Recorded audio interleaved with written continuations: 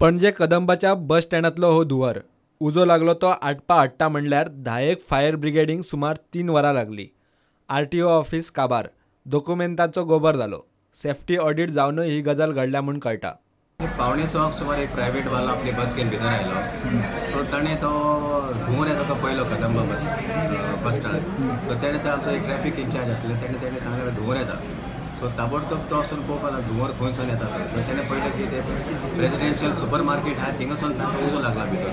मागीर तेणें म्हाका फोन केलो असो जालें म्हणून। सुरवात जाली बेकरींतल्यान बेकरींतल्यान मागीर थिंगासून तो स्प्रेड जालो वयर आनी वयर RTO ऑफिसान लागलो कित्याक कारण ते पोरण्यो त्यो रद्दे बी आशिल्ले न्ही ताका चड उजो पेटलो आनी थिंगासून स्प्रेड जालो कारण सगळीं ती जनेलां बंद आशिल्लीं न्ही वारो वचपाक येना आनी प्रेझेंटली आतां असेसमेंट चालू आहा।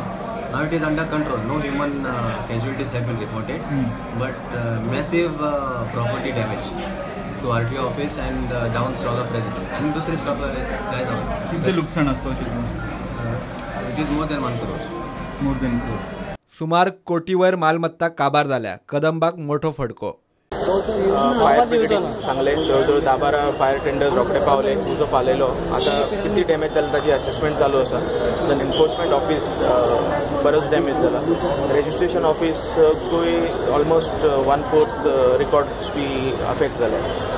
सो आमकां एक्झॅक्ट पोजिशन आयज दनपारपर्यंत कळटलें आनी गरज पडली जाल्यार 1-2-3 दीस आमकां शटडावन घेवन परत आमकां will have to get back to normal. So उजो पालयला खरो, पूण थंय आशिल्ली शॉपां तांची सेफ्टी तशेंच फायर ब्रिगेडीन केल्ल्या सेफ्टी ऑडिटा विशीं कितलेशेच प्रस्न उप्रासल्यात। Shop being on the ground floor may not be a danger, but certain safety measures have to be followed, like proper wiring, etc. If that is done, I don't think anything is a danger. Fire department and safety audit केल्लो म्हणून कळटा आनी काही शॉपांक तांच्यांनी instructions दिल्ले अशें कळटा। Exact कितें तें आमकां we are not privy to that information.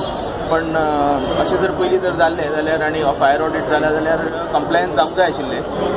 Bureau report prudent.